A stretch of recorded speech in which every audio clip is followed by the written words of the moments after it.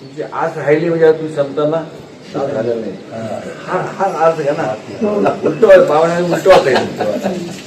हे सगळं सुलट वाजवतात नाही उलट वाचायचं. अजून आज गेलेलं नाही आणि जरा संतांचं संत दर्शन लाभ झालं नाही तुम्हाला.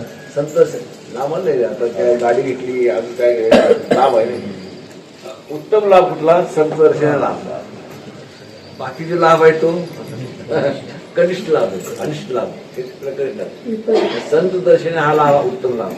अशा काय झालं विषय काय उत्तम पूजा आणि उत्तम लाभ हा विसरला विषय राहिला.